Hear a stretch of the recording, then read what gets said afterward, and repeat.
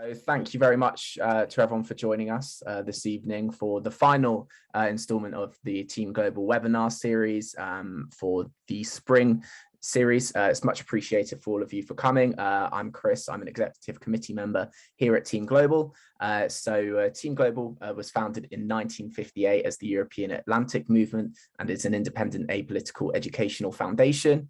The team aims to enable young people to act as global citizens and to aspire to leadership roles within their communities.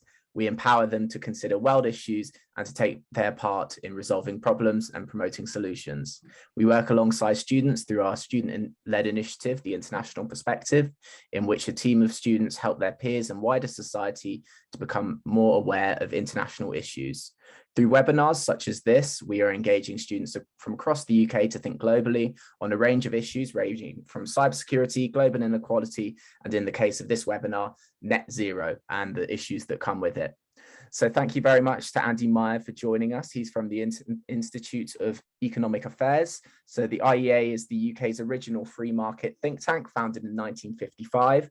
Their mission is to improve understanding of the fundamental institutions of a free society by analysing and expounding the role of markets in solving economic and social problems.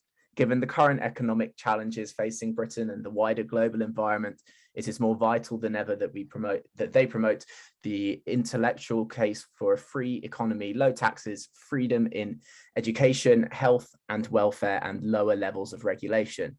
The IEA also challenges people to think about the correct role of institutions, property rights, and the role of law in creating a society that fosters innovation, entrepreneurship, and the efficient use of environmental resources.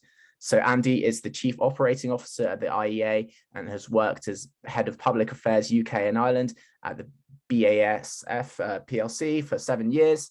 He has also over 20 years of experience in strategic communications and the operations that support them in the business and think tank worlds. Thank you very much for joining us this evening, Andy. The floor is yours. Well, thank you very much, Chris. And I'd like to go back to you to start with, because I think we've got some polling questions just to test where those on the call are in their feelings about this issue. We've just got two very simple questions. It'd be good to get your reactions to them, just to see where we are in terms of whether or not I'm in general agreement with the group, or whether we have a diverse range of views and I need to persuade you on any points. Chris, over to you. Thank you, Andy. I'll just pop these in the chat now. Let's have a look here. So there is a link in the chat now. If people could go and select their opinions on it, and I'll share it as they come through. So while you're doing that, I should probably just give you a bit of general background. Chris has introduced me. Broadly speaking, where I have been in my career before I was at a think tank is as a pattern analyst. So a wide range of roles, going from the dot-com sector through to the energy sector, strategic intelligence in business research, and all sorts of other little bits and bobs here and there, including running a political party for a very small moment in time. All of which pulls together into being hired to do jobs nobody else either wanted to do, or to fix very difficult, thorny problems that people weren't sure how to fix, and they wanted a different perspective on trying to understand them. So I thought, why not tackle the nice, easy problem of climate change instead? So how are we doing with the poll, Chris? So let me have a look here.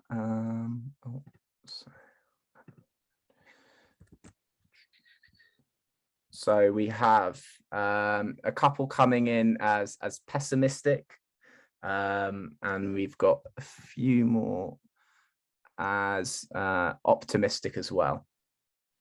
Okay, any clear pattern, or is it just broad? Quite a mixed bag, I think, for the moment. We'll see as more people put in their choices. And also for the second one, we've got quite a few for private action, and mostly private action, and then a couple for the both the state and private. Now, on the first one, was anybody either bored or terrified? I'll admit, Andy, I think I class myself in the middle of both of those two, to be honest. Bored and terrified. Excellent. Okay. Well, I'll give my own view. I mean, I'm generally an optimist on these topics. I fundamentally believe in mankind's ability to tackle climate change, and it's a real and serious problem that's happening that we have to deal with. But also, clearly, as a representative of free market think tank, I think that private action is far more beneficial than state central planning. And on that theme, I shall progress. So, who are we? Institute of Economic Affairs, the organisation of which I'm the Chief Operating Officer and Energy Analyst for the context of this talk. A few vague pictures there, which I'll just talk to. Up in the top left-hand corner is Friedrich von Hayek, whose inspirational ideas around the problems with state central planning led to the formation of the Institute of Economic Affairs in around 1955. And the three people most responsible for that are also pictured next to him. So we have Anthony Fisher, who was a battery chicken farmer who made a fortune with Buxted chickens and was very worried by the increasing encroachment of the state in the post-war period. And he got together with the chap at the bottom there, Ralph Harris, later Lord Harris, who hired Arthur Selden, who was the brains. And the three of them together either funded or created the IEA in order to put together some thoughts on how things might be different. And they didn't have very much impact initially, constantly staving off financial collapse as a very small think tank. But eventually, after about 20 years, their ideas became quite influential, with some of the guiding minds behind the Margaret Thatcher revolution that then led to free market ideas being adopted more generally and the ending of the post-war consensus in the 1980s. Since then, clearly some of the things we've done have been less impactful, but the major one in the last 6 or so years was seeing the trend coming in Britain on Brexit and putting together some of the original thinking as to how Brexit might work rather than being specifically for or against Brexit, and eventually leading to the publication of a book called Plan A+, which was highly controversial. It was released in 2018, and in response to the release, the government, through the state regulator, attempted to ban it and required us to destroy all copies. And this was on the pretext as an education charity. We were not permitted to publish a book that dissented from the government's view of how to get Brexit done. It was the most bizarre experience. That was the point at which I was hired, and I was hired specifically to fix that problem. And the fix involved reminding the regulator, the Charity Commission, that they were not permitted to burn books, that their job as a regulator was to encourage sufficient balance and neutrality, and highlighting all the other work the IEA had done, which ranged from the pro-European case based on free market analysis, the benefits of the single market, for example, and other alternative models of Brexit, such as the Norway model that IEA authors had written about. So they retreated from that. They destroyed the official warning. We were able to republish the book, and it became a cause célèbre in the way regulators went mad during the Brexit period. Other things we've done, we have an author called Christian Niemitz, who is an expert on socialism and published a book by the same name, and that little communist symbol with the little circle going around it is one of his idents. Recently, we've been interviewing politicians at various party conferences. Director General is down there interviewing Rishi Sunak, the Chancellor of the Exchequer. We appear quite regularly on the media. I was on the GB News yesterday talking about energy issues. And we publish various books, blogs, pamphlets, and other stuff. I heartily recommend going to our website if you want to find out more. So that's enough about that. Let's get on with climate change. Fundamental point I'm going to start with is by simplifying everything down to basics. And one view of this is that climate policy, rather than being the overarching, all-guiding central purpose of our economy, is actually a subset of energy policy. Now, it's slightly counterintuitive because, in fact, obviously climate policy is broader. It's looking at the global environmental system, particularly atmospherics. It's not looking specifically at energy system, but the energy system is where we are at the moment. It's the thing we need to decarbonize first if we stand any chance whatsoever of achieving net zero at some point. So what is energy in policy terms? Well, obviously, this is a gross oversimplification. In the middle, I'm just highlighting that energy policy exists at least 6 different levels: the global, the regional, the sub-regional, national, community, and individual. And what is it? It's really covering 3 different things. One is power, the other is heat, and the third is transport. And in political terms, energy policy is really about trade-offs. It's about saying there are 3 things, broadly speaking, that matter: Two of those are extremely relevant today. One of them is security of supply. If you don't have the ability to power your home, then you can't heat it. If you don't have the ability to heat your home or power it, then you might be wanting to make use of transport to get away from that place to go somewhere else where both those things are not true. These things need to be affordable. The relative cost of energy compared to other things matters. When in Britain we talk about fuel poverty, we talk about it originally meaning that 10% of your income was expended on energy. And that was something that was deemed to be something we needed to tackle. It's now something that could be affecting up to a third of the population as global energy prices shoot up. Decarbonisation is the third element, which we'll go on to, but it's the one which overwhelmingly there is a consensus at a political level that it matters most. That the thing that the energy policy should be designed to achieve first and foremost is the shift from fossil fuels, so gas, oil, to a lesser extent coal, which has already been tackled certainly in the UK, but not in other parts of Europe and certainly not Asia. And that thing must be delivered before we can worry about those other two things. Well, that's clearly not working very well. And one of the results of that policy is that we've not invested enough in new sources of oil and gas. There's a global supply shock. Part of that is due to an inability to recover fast enough from the pandemic, or rather the rising demand that has followed the pandemic ending. But part of it simply is due to the fact that even countries like the UK, which are sitting on vast reserves of oil and gas, some in the North Sea, but also under our feet, have not exploited them. We're not ready, and we're certainly not ready for replacing those sources of energy with renewable or other low carbon alternatives like nuclear, tidal, geothermal, etc. So it's a bit of a mess. And one of the issues is that we've drifted away from this model of trade-offs where we understand these things influence each other into one where we have a unilateral obsession with climate change and decarbonisation. So keeping on this theme, climate policy, also grossly oversimplified. But in a nutshell, the IPCC sets the context in which climate policy is made. So it's three working groups. One looks at the physical science of climate change. One looks at mitigation, what we need to do in order to stop climate change happening by coming up with the low carbon alternatives. And the third with adaptation, the sorts of things we might need to do if we fail to stop the process of climate change, or indeed simply put up with a level of global warming that's achieved at a certain point. The Paris Agreement, the 2015/2016 agreement of 196 countries, basically set 3 points in reference to that. Firstly, the most important part, which is the objective, the limiting of the rising global temperatures to hopefully 1.5 degrees C, but at the very most 2 degrees C, which requires us to achieve net zero by 2050. Then looking at how we do that in respect of a just transition. So who's going to pay for this? Who's going to fund this? Where is the decarbonisation actually going to take place?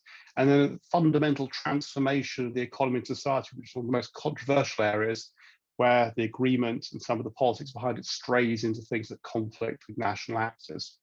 So that's what's happening at a global level. The EU has clearly got its own view at a regional level, sub-regional level. There are various networks that get together from time to time to talk about specific climate issues, such as the management of the North Sea. The nations each have their own, the communities each have their own climate plans, often at a council level in this country, and individuals can take their own action. Obviously, what each of us does matters, well, not so much the climate, but to us deeply in the way that we choose to contribute to the process of decarbonisation. So I, for example, am very proud to be someone who has been an early adopter of hybrid technology in motor vehicles, although I'm obviously doing more damage to the planet than somebody who doesn't have a car at all. But I just love some of this green tech stuff, and I want to be part of that, and I want to do things like use bioplastics when I can. And I find it personally very exciting, and it's one of the reasons why I'm an optimist. So that's the context. Those are the policy initiatives and the trade-offs we have to consider. What does that mean in terms of central planning? So what the Paris Agreement is supposed to achieve is first is set at a global level what the reduction strategy is, which is where we get net zero from. Net zero is a remarkably uncontroversial stance. It's simply saying that the balance of greenhouse gases, either through mitigation or through offsetting in terms of negative mitigation technologies like storage, for example, are meaning that on a yearly basis post 2050 we are not emitting we're emitting net zero greenhouse gases or less. Those are articulated through nationally determined contributions, and all this is supposed to be legally binding, whether at a global level or in respect of what nation states introduce into their own law, like the Climate Change Act in the United Kingdom. It's got to be delivered through political leadership. People like Boris Johnson, the opposition leader Keir Starmer, world leaders all over the place have to be behind this in order for it to happen. And the public wants it too. Tackling climate change is very popular in the United Kingdom. It's something that most parties then feel they have to show support for, not just in terms of the words, but in terms of practical action in order to deliver on those net zero goals. So that's the intention, but what actually happens? Well, this is extremely expensive, and we don't really know how expensive it is. I'll just give you one example here, which is the McKinsey view from January of this year, which came up with a $275 trillion cost of climate change, which is about 6 to 7% of global GDP for every year from now until then. It's the $9 to $10 trillion annual cost is about 3 times the UK's annual GDP. And McKinsey, I think, optimistically thought that the impact on employment would be a churn of about 200 million jobs. On balance, they thought more jobs would be created than destroyed, but that's about 100, I think it was 185 million jobs that would be destroyed in the process of getting to where they believe we wanted to be. So if you put that proposition to any electorate in a democracy, you are going to have pushback.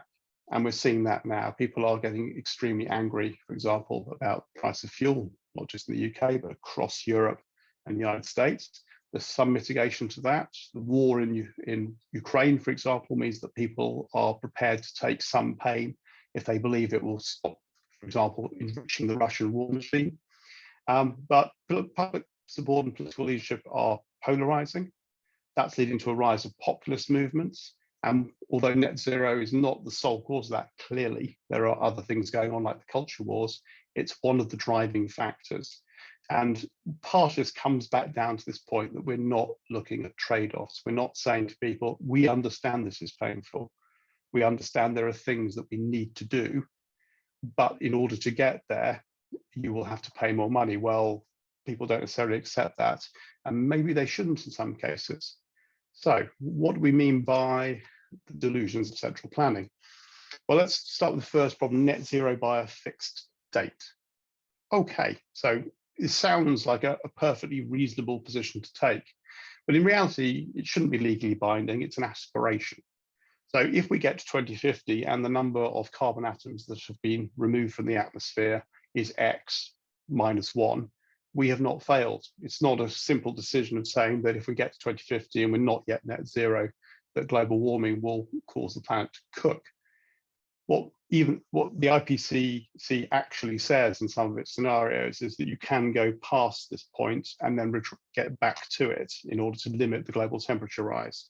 So although we don't actually know whether the impact of global warming will be 1 degree, 2 degrees, or the mid-tier scenario of about 2 to 3 degrees on the current trajectory path, or even to the higher degrees, we kind of think it's towards that middle. We don't think the extremes are very plausible. So is this something that we can't deal with? Well, probably not. We can deal with rising temperatures to a certain point, and we can be a little bit more optimistic about how we get there.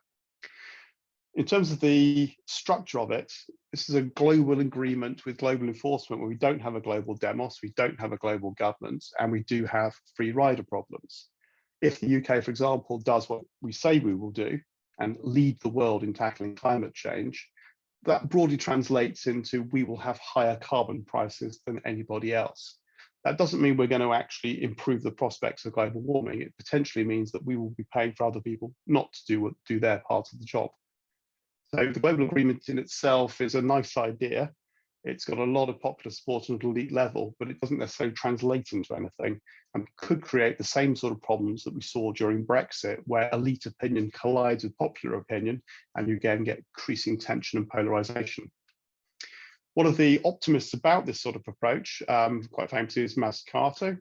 She was the author of The Entrepreneurial State in 2013, and this highlights the initiatives that governments can take to stimulate innovation.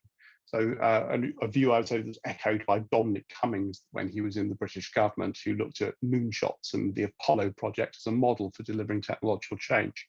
And some of this has validity. You can look at successful projects like the National Grid, which had a high degree of state involvement, which can then deliver technological change which is transformative. But the criticism of this, that it's rather like throwing darts.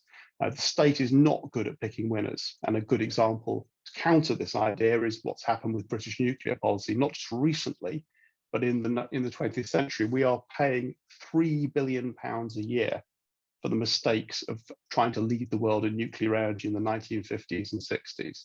One of the reasons we didn't have much nuclear power deployed in the 1980s and 90s was a reaction to that terrible mistake.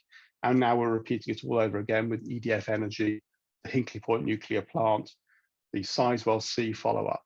These are evidence picking winners as a blunder. They're very costly and they undermine support for what is, on neutral grounds, a great technology. Nuclear power should be one of the core solutions to providing baseload energy in the decarbonised energy system. The fourth delusion is about the role of green corporations. For some reason, the left in particular have a blind spot about green business. They look at fossil fuel companies and they say these are hugely evil empires selling dirty technology. They're really just versions of tobacco companies that cause harm to your health in order to make a profit. And renewable energy companies are the absolute opposite. These are essentially angels doing charity work who are selling you something good and wholesome that will save the planet from climate change. And both positions are clearly absurd. Business is business. Everybody who is in private business is there to make a profit. They may have environmental, social goals as well, but those are not things that matter in terms of the success of that business. So Tesla will succeed or fail regardless of the ethics of the individual running it. He's clearly somebody who's highly controversial. He speaks on free speech matters. His purchase of Twitter is something that's caused controversy. And yet he makes one of the most successful electric vehicles that have inspired others to do better. But what fundamentally he is a businessman. He's making money and he's doing good things and innovating. So what are the free market responses? Well, on the question of net zero by X, skeptical environmentalism was the Lombard position put out in a book by the same name around about, I think, 1998. And this is essentially saying that there's a lot of doomism in environmentalism. And many of the doomsday scenarios, while plausible as extreme cases, like most Armageddon myths, are not very plausible if you look at the underlying data.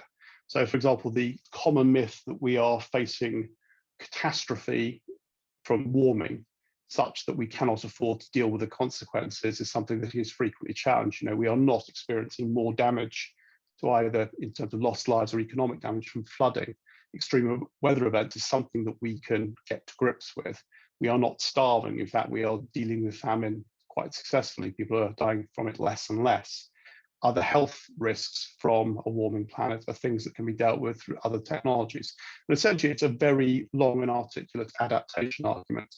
And one of the key economic points underlying this is, should we be spending quite as much money as we are on buying wind farms and solar panels? Or should we be saying, okay, if the sea level is going to rise by a meter by the end of the century, maybe those areas that are at risk should have better defences? And do we believe, for example, that the Dutch, the medieval Dutch, who successfully fended off the sea with an economy that frankly was rather similar to that of the developing world today, could do that, and yet the modern economy with all of the technology that's over us cannot? It doesn't seem to be very plausible. So we should perhaps be less terrified of the consequences of climate change and more optimistic about our ability to deal with them. The second point is about leading by example. It's a very odd feature of central planning that people seem to believe that politicians, who they otherwise have quite a low opinion of, somehow wisely select the best technologies for the future. And the far better way to go about this is, if you believe, for example, that the UK will lead the world in carbon capture and storage technology, is to prototype it and demonstrate it and sell it. If people want to buy it, they will. Instead, again, going back to my nuclear example, we're buying technology from elsewhere. We're looking at that technology and saying, I don't think it's very good, but we're going to have to do it anyway, the sunk cost fallacy, and keep investing in it over and over again. So where the UK has succeeded in green business, it's done so in green finance. The City of London is one of the global centres of expertise, if not the global centre of expertise, for trillions of dollars of investment in new and low carbon technology. That's something where we are leading by example. We're sending that expertise around the world. We're encouraging other financial centres to get involved in it. And it could be the core of the low carbon transition, at least in terms of the money. But it doesn't translate from that we're going to be a global export centre for a whole host of green technologies that we can't produce here affordably. Third element is rational optimism. This is Matt Ridley's critique of the Mazzucato view. He essentially says that she overstates her case, and others have written on this theme as well, which go back to my dartboard analogy. But also he's saying that actually, when we look at the way the world is changing, firstly, we should be very pleased with the success so far, dealing with hunger, poverty, etc. But also, if we look at innovation, it's not the case we can simply say we want a low carbon power system, then set up a government committee to look at that, put some funding behind it, and let the magic happen. It's not how technology happens. Ideas breed with each other. Things that you don't think are going to matter actually do matter. So you will look at for example, plastics technology related to something in motor vehicles and find a different solution. And the government can't plan for that. It's got to actually go with the grain of innovation, not try and pick which innovations are going to matter at specific dates, because they can't. Some things that should have made sense, we now know don't. So going back to carbon capture and storage, that's a lovely idea. The idea we're going to use old oil fields or sail on aquifers or other suitable cavernous spaces, and we're going to fill this with all the carbon dioxide. It doesn't actually stack up to any sort of testing. So you can certainly do carbon capture and storage. You can scrub the carbon from industrial processes, whether power stations or whether they are, for example, industrial complexes. But to do that successfully and affordably, you've got to do it at scale. And the simple truth is that if you apply carbon capture technology to any industrial complex, that complex will automatically be less efficient than one that doesn't have it. So there's a huge competitiveness challenge. You've got to somehow account for that carbon price on a global scale to avoid somebody simply outcompeting you. You can create an industrial cluster in the north of England that can sell stuff to the UK market by putting up a green tariff wall, which is the very route behind some of the EU proposals at the moment to create carbon-based tariffs. But that will be able to sell to the UK alone. It's not going to create an export hub. And the whole technology, if it's going to succeed at all, probably is best prototyped in China. And that's a very slow learning curve that the government's been on. They're still talking about it now, despite having failed to deliver anything serious in carbon capture and storage for about 20 years. So finally, free market environmentalism. Well, again, quite a large area and topic, but to simplify it, it's about pricing carbon. It's about pricing the social cost of the thing that's behind climate change. So free market environmentalists say, okay, we don't need 65 different carbon taxes in the economy. We don't need to be charging people a specific carbon price for damage done by petrol through fuel duty, which, just to be clear, is not actually a carbon tax, but pretty much acts like one. We don't need an entirely separate carbon price buried into our power system through the UK ETS or the EU level EU ETS. We don't need multiple other little fiddly taxes like parking charges that are environmentally based, car tax, which is environmentally based, and so it goes on. What you do need instead is a clear and consistent in-economy carbon tax, so you're not distorting market choices, and thereby you establish the most efficient path towards decarbonisation in one country. And that's where you start. You might take a regulator like the Committee on Climate Change and say, why don't we have some sort of levelling or equality mechanism which allows people to compare different carbon prices and encourages the government to try and keep them as consistent as possible. If it doesn't, then at least it is up to Parliament to explain why it is we've got different carbon prices in different markets. That's one element. The second element is international. Going back again to leading the world. If the UK unilaterally puts up its carbon price to one that it thinks will help it hit a centrally planned decarbonisation strategy that heads us towards net zero in one country by 2050, all that happens is we offshore carbon. This is a benefit to the Chinese industrial complex. It's a benefit to emerging parts of the world that will continue to produce things in an environmentally insensitive way. Net carbon emissions will not be impacted, but the UK will become extremely uncompetitive and will be required to offset some of these losses in other areas, which we may not be able to do. So it's essentially an act of self-harm. And again, one of the things that the regulator could do is look at those international carbon prices. You can only estimate them. It's far too complex to try and keep track of every single carbon policy in every single country, and to try and keep us within the pack. That way, you don't necessarily need to rely on global agreements which cannot be enforced in order to achieve some kind of consensus about the path to net zero. Now, the consequence of that is you may not achieve the fantasy of net zero by 2050, but quite honestly, I don't know of anybody who thinks we're going to hit net zero by 2050 unless there's an utter miracle in technological development and deployment of that technology at a speed that is not yet possible. So you've got to think about how you're going to do this affordably, how you're going to do this efficiently, and free market environmentalism through effective carbon taxation that tries to build that global system bottom up as opposed to top down is possibly the best way of doing it. So that was my very brief analysis of how to solve climate change in about, what was that, about 18 minutes. Questions? So if anyone does have any questions, feel free to put them in the chat and I can pass them on or shout out. If we don't have any in the chat at the moment, I'll perhaps start us off. Obviously, with the war in Ukraine, there was a huge kickback, and eventually the Germans have suspended but not cancelled Nord Stream 2. Obviously, this was a huge thing, it's particularly for the Germans. Do you think that we'll be moving away from perhaps Russian oil and gas semi-permanently? Obviously, they're kind of being almost ousted from the international community for the moment, or would you see us, hopefully, when this issue has been solved, going back to Moscow for where we were previously? Okay, so oil is a global market, gas is regional. Oil, it's possible for Europe to move away from Russian oil.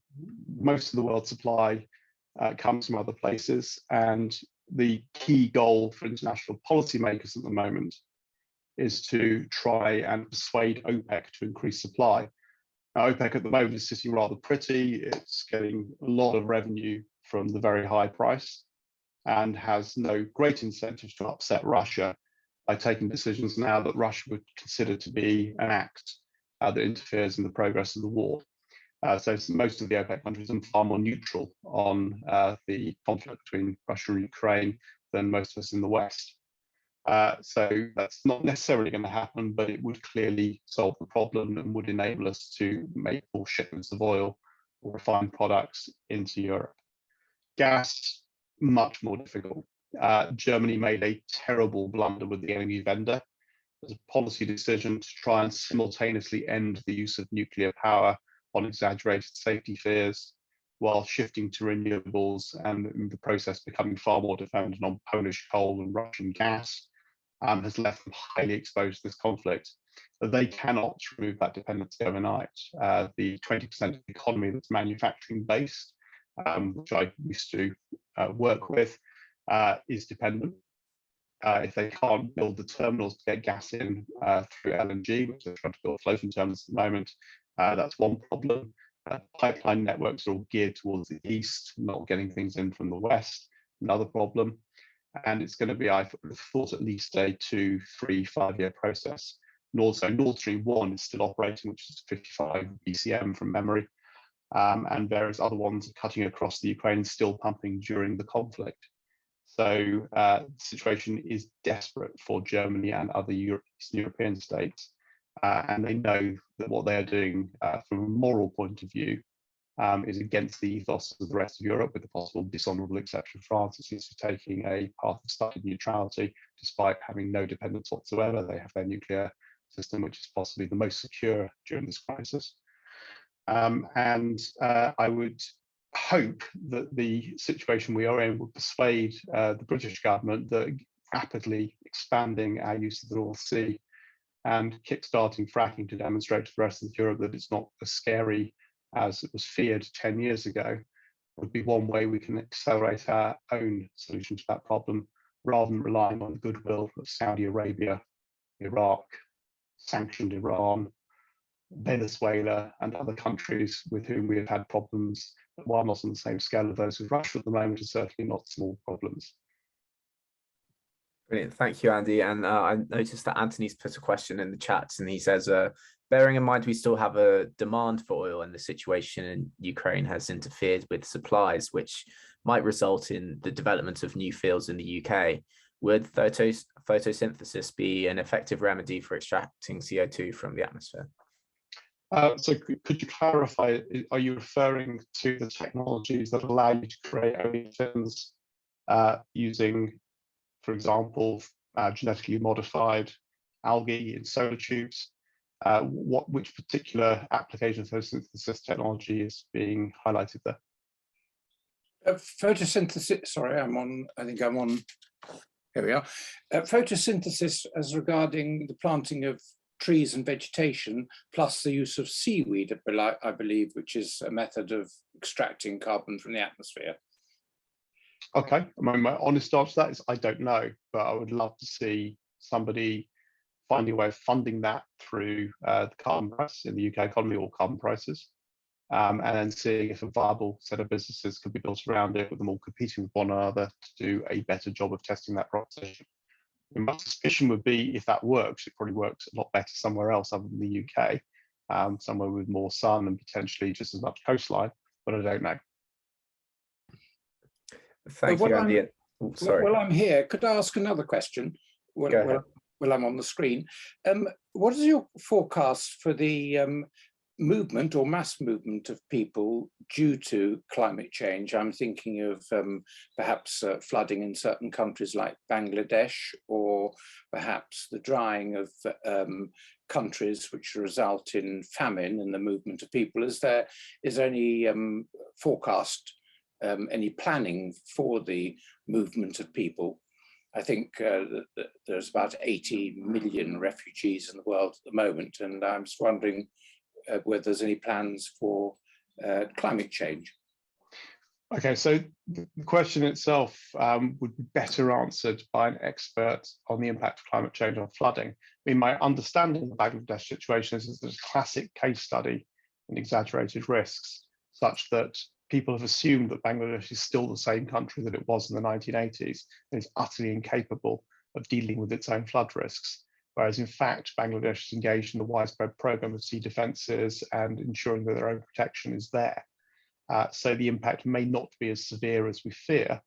And these countries have actually got the resources, whether with our help or not, to deal with the problem. But no, I agree we shouldn't be complacent about that, but to draw from the available data a precise estimate of how many people might be displaced by the hypothetical flood risk from each of the UN scenarios is something to go to find out from a specific climate risk analysis consultant, not from a general economist, I feel. Thank you, Andy. I'll just go to a question here in the chat from Michael, who asked, surely central planning in an essential existential national emergency is crucial. He asked what you're proposing in your argument is assuming that the climate emergency is not in fact an emergency, and perhaps it's quite grossly over exaggerated.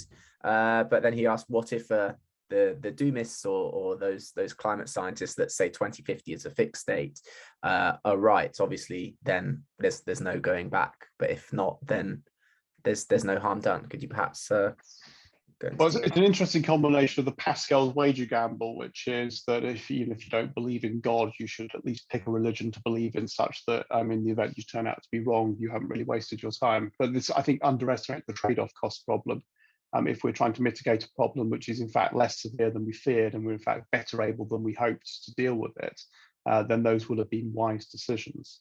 The don't look up argument, which is the other half of it, is the one that says, okay, this is an existential threat.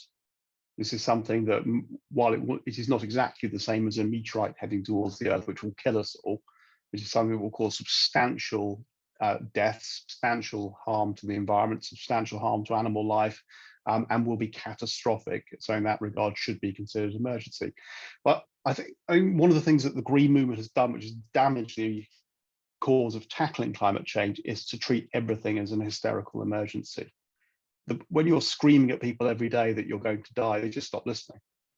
And I don't think it's helpful. So I think Extinction Rebellion, for example, are actively harmful to environmentalism. They're not proposing any actual solutions. They're simply yelling at people that it's already too late and we're going to die. Well, okay, if that's true, then I'm going to have a lovely party, probably drive around in a big car, go on lots of holidays and enjoy myself while I still can. I'm not going to take the problem seriously. If, on the other hand, we're trying to persuade people that they can do things that matter, that those kids at school that rather than playing truant and going off on protest could actually learn some science, learn how to manufacture things, learn how to cooperate with each other internationally to create the solutions of tomorrow, that's the kind of thing that we need to be doing. I don't think it's helpful to look at this as a non-stop emergency, however much we worry about what the actual impact will be. Because I think you've got to look at those trade-offs and say that this does matter, but then other things matter too. And if the route to tackling climate change, if we look at the Kuznets curves through prosperity, then we should be teaching people that it's helpful to grow the economy. We should look at the fossil fuel industry not as an enemy, but as a potential source of the revenue that we can then use to put back into low carbon research and develop the solutions with the proceeds from the problem. Thank you, Andy. And just coming back to the ongoing situation in Ukraine, Ashley comments, perhaps agreeing with you that now is not the time to look to adopt wind and solar power, given the reducing costs in this field. Or he said, is this not now the time, to adopt these powers, and that we need to avoid another power security issue by relying on another supplier? I wish that it was that easy. So it is certainly not the case that it's either more oil and gas or wind and solar. You need both. The trouble with wind and solar is it's a very long-term solution to the problem. It takes about 5 to 7 years to deploy an offshore wind farm. So anything that we decide today isn't going to be in the ground while this conflict is ongoing. Well, we hope. We don't know how long it will last. Solar in the UK, not the best idea. It has a large need for land, as is wind, frankly, but wind you can grow stuff around. And in order to create a situation where you entirely displace the fossil fuel economy of the UK with wind and solar, you're looking at about 10 to 15% land use, which, given you have protests starting in the UK politically on the opening of a crisp packet in where I live in Surrey, the idea that we're just going to give over swathes of fields to people to deploy renewable tech and then pay for it on our bills expensively, it's just not going to happen. You've got to do these things slowly and gradually. So the short term, we need to get more oil and gas domestically. There is no alternative. The only other reasonable alternative in the short term is trade. And trade, as I said, is with countries that we have problems with that are not that dissimilar from the bonds we have with Russia. Medium term, we need to relax planning regulations. And that's not just for wind and solar, but for nuclear power stations as well. We need to have a proportionate response to the risks of nuclear power.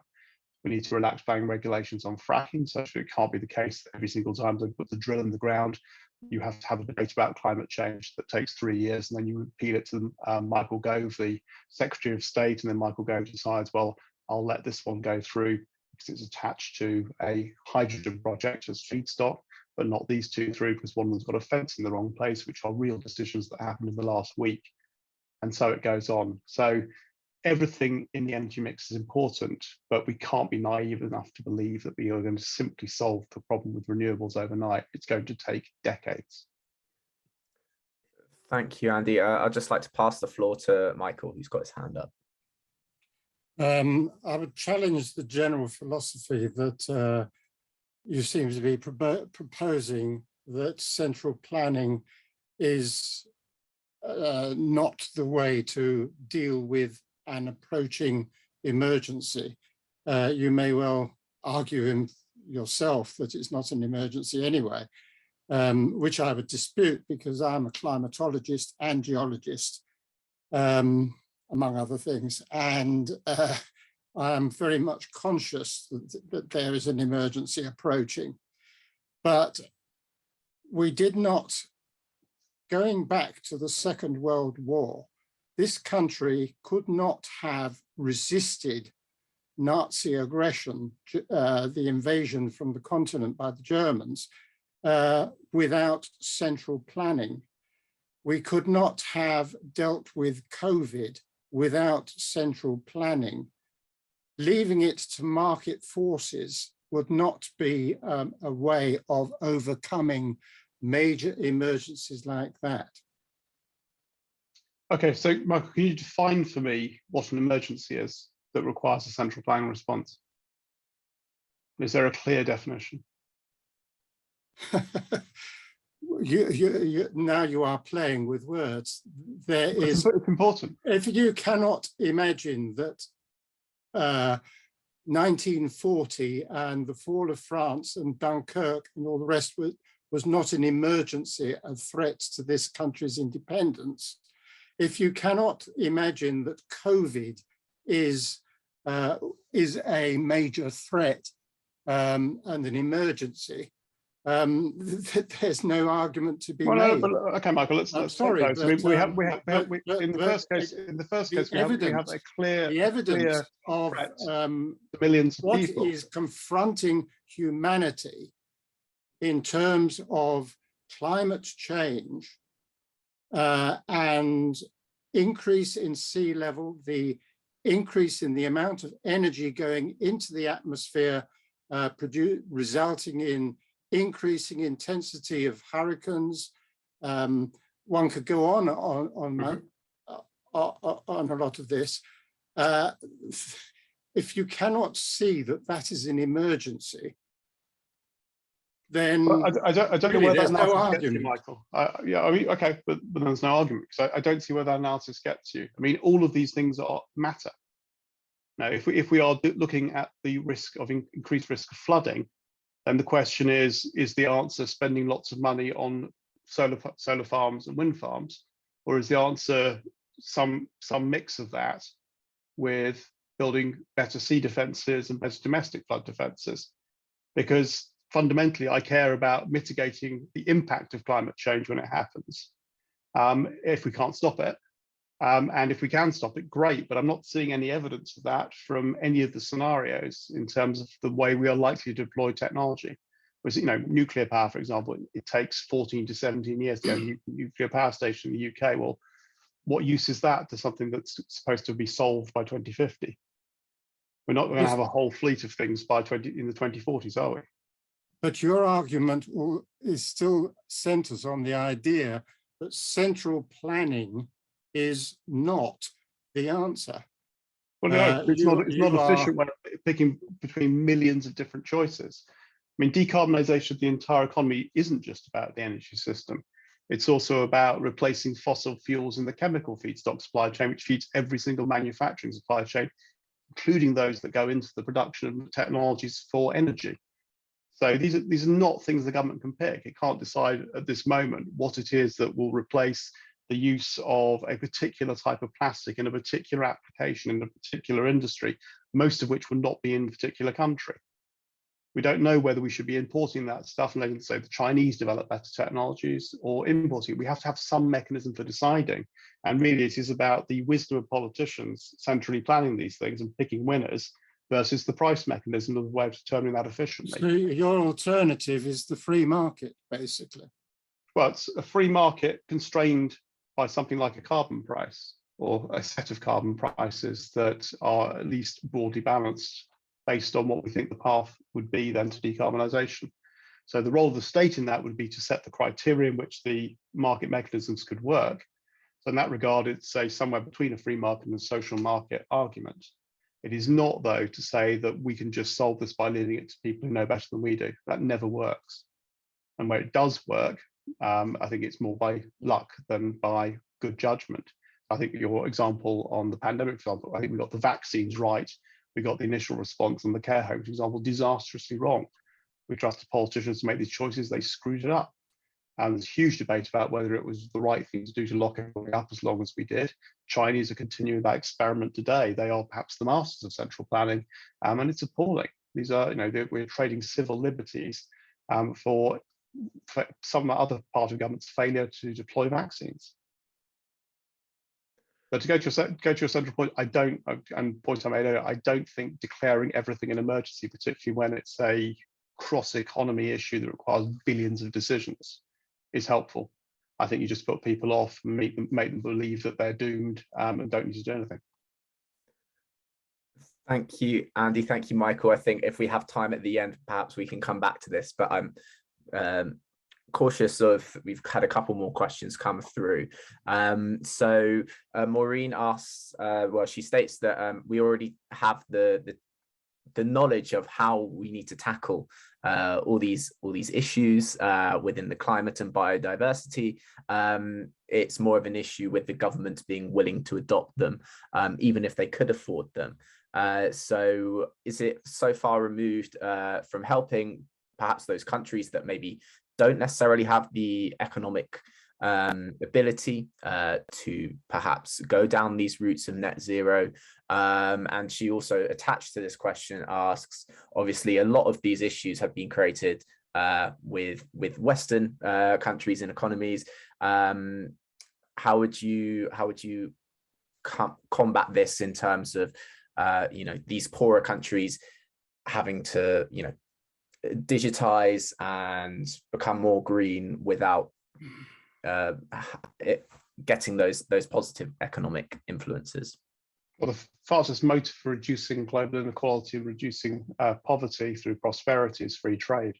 So I want these countries not to be poor. I want them to get filthy rich selling us things we want, like solutions to decarbonisation problems. That is a better process for helping them out of poverty long term than dependency on aid program. It's the very short answer to that question.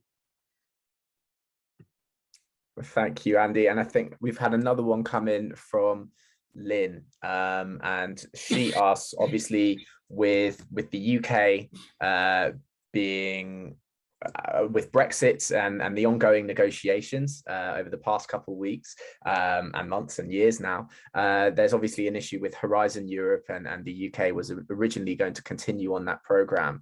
How do you think that the UK will now develop, given that that seems to be going nowhere, and it perhaps might limit those innovations, particularly within the science and climate domains? Yeah, it's a fair challenge. I mean, I don't particularly have a side on that. I mean, I was part of the Remain campaign in 2016 and was there on election night in campaign headquarters when we lost. I mean, my politics on international matters is I'm a democratic federalist. I believe I would like to see levels of democratic engagement of government between countries as well as within them, but you have to have consent. So at the moment we had lost, that consent was withdrawn, and with it then came the responsibility of the government of the day to come up with a way of delivering Brexit that addressed some of these challenges. And I don't think it's controversial to suggest that Theresa May's government did not do a banging job of that. But I also think some criticism is due to the EU for taking a stance of exploiting the weakness of the UK government, such that we end up with problems like the Northern Irish border, where we are in a bit of a mess, and we will end up with unilateral action being taken possibly by one side or both. On Horizon 2020, I mean, you can be in those programs without being in the EU, and that was the case before Brexit and will be the case afterwards. The question is whether the UK's relationship with the EU is so damaged that becomes more difficult or even impossible. I hope that's not the case. Nobody wins by attacking science for the crimes of politicians. So I very much hope there is a negotiated solution to that problem, and if not, then bilateral agreements that at least do a second best job. But not everything to do with Horizon 2020 was brilliant, and you'd have to judge each project on a case-by-case basis. Thanks. So one final question, and I'm sure we can kind of wrap this up very quickly. Ashley asked, what are your thoughts of the community interest company model as a requirement for green funding, allowing funding to go to companies that have a core focus on climate as well as the community? Well, okay, so company structures will not fundamentally make a difference. We're getting into the territory there where the state is deciding what it considers to be morally virtuous activity, which is always dangerous and risky. So, for example, on this, does it make more difference that you set up a small community interest company that creates a specific project to solve a very niche solution for an environmental matter, or a very boring old fossil fuel company decides it's going to invest quite a lot of money in wind farms and deploy those on a large scale across vast swathes of the United States? I suspect one of those will have more impact than the other, but fundamentals, that is not the company structure. Thank you. And I think unless there are any more questions, we can kind of close things out. I have two final questions myself. One, what were your thoughts on COP26? Will it come to fruition, or was it just a PR stunt? And perhaps a final closing statement. What are your thoughts? Are we going the right direction, or shall we just, as you said earlier, get in our motor cars and start driving around enjoying the last days? Okay, so COP26 was a success for Boris Johnson because for him, I feel it was a PR stunt. I mean, I don't doubt that he believes that this stuff matters. I do think, though, that he saw in it a chance to repeat the success he had at the London 2012 Olympics and wave a giant Union Jack on a world stage.